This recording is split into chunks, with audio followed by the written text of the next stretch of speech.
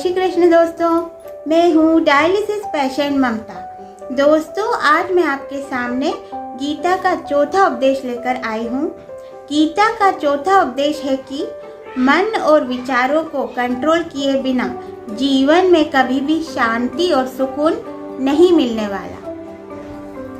अर्जुन ने श्री कृष्ण से कहा है कि मेरा मन सही और गलत सब कुछ जानता है, फिर भी मेरा मन और मेरे विचार मुझसे कंट्रोल नहीं होते। मैं जो करना चाहता हूँ वो मैं कर नहीं पाता और जो मैं करना नहीं चाहता वो मेरा मन मुझसे ज़बरदस्ती करवाता है। इसलिए मैं बेचैन हो गया हूँ और मुझे शांति प्राप्त नहीं हो रही। तो श्री कृष्ण ने अर्जुन से कहा, उसके लिए तुझे अपने मन और विचारों से डिटैच होकर अपने मन और विचारों को सही दिशा में ले जाने की प्रैक्टिस करनी होगी, अभ्यास करना होगा।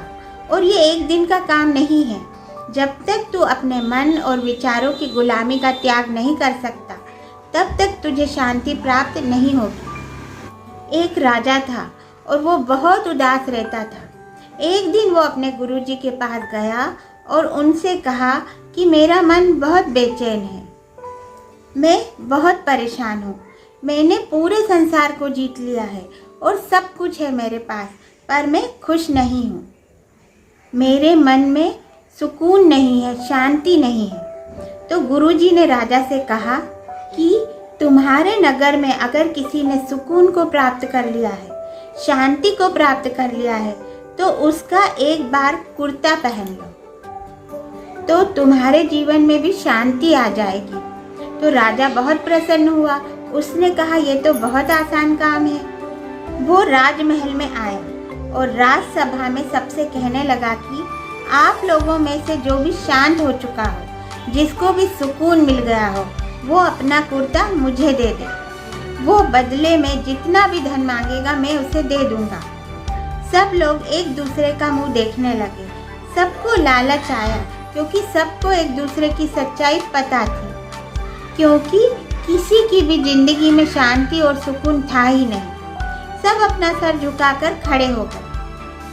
फिर उस राजा ने पूरे नगर में ढिंढोरा पिटा दिया कि जिसे भी शांति प्राप्त हो चुकी है, सुकून प्राप्त हो चुका है, वो आ जाए और आकर मुझे अपना कुर्ता दे दे। वो जितना मांगेगा उसे उतना धन दिया जाएगा। लेकिन नगर में एक भी व्यक्ति ऐसा ना मिला जिसे शांति मिल चुकी हो। वास्तविकता में जब कोई व्यक्ति मरता है तो हम कहते हैं कि वो फला व्यक्ति शांत हो गया। किसी जिंदा इंसान के लिए नहीं सुना होगा कि जीता जागता इंसान शांत हो गया। राजा के सैनिक पूरे शहर में ढूंढते रहे। फिर उसे पेड़ के नीचे एक महात्मा मिला जिसके चेहरे पर सुकून था, शांति थी। वो सैनिक उस महात्मा के पास आकर पूछने लगे कि क्या आपने शांति प्राप्त कर ली है, सुकून प्राप्त कर लिया है? महात्मा ने कहा कि मैं पूरी तरह से शांत हूँ। तो राजा के सैनिक उसे राजा के पास लेकर आए।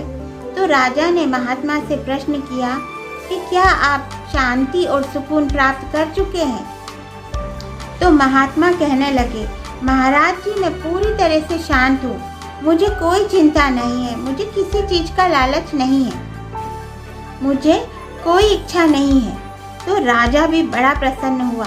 वो कहने लगा कि आखिर मुझे ऐसा व्यक्ति मिल ही गया जिसे पूर्ण रूप से शांति प्राप्त हो चुकी है, जिसे सुकून प्राप्त हो चुका है। तो राजा महात्मा से कहने लगे कि कृपया करके आप मुझे अपना कुर्ता दे दीजिए, उसके बदले आप मुझसे जो मांगेंगे वो मैं आपको दे दूंगा। वो महात्मा कहने लगे कि महाराज, सुकून और शांति तो मेरे पास है, पर क्या करूं, कुर्ता ही नहीं है मेरे पास पहनने के लिए जो मैं आपको दे सकूं। जब राजा ने उस महात्मा की बात सुनी तो उसे लगा कि इसके पास कुर्ता ही नहीं है पहनने के लिए, फिर भी यह इतना शांत है, इसके जीवन में इतना सुकून है। और मैं सारी जिंदगी धन को जोड़ने में लगा रहा, दुनिया को जीतने में लगा रहा, फिर भी मुझे शांति नहीं मिली, सुकून नहीं मिला।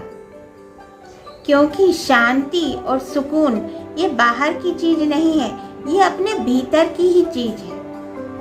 इसलिए जब तक कोई व्यक्ति अपने मन और विचारों को कंट्रोल नहीं करता, तब तक उसके जीवन में सुकून और शांति नहीं आती। और गीता का चौथा उपदेश हमें यही सिखाता है कि अगर आपके जीवन में आपको शांति चाहिए, सुकून चाहिए, तो अपने मन और विचारों को कंट्रोल करना सीखें। और दोस्तों, आज आपको मेरा वीडियो कैसा लगा है? अगर अच्छा लगा है तो लाइक, शेयर, कमेंट जरूर करिएगा। और जो भी मेरे चैनल पे नए हो, मुझे सब्सक्राइब कर लीजिएगा। जय श्री कृष्ण दोस्तों।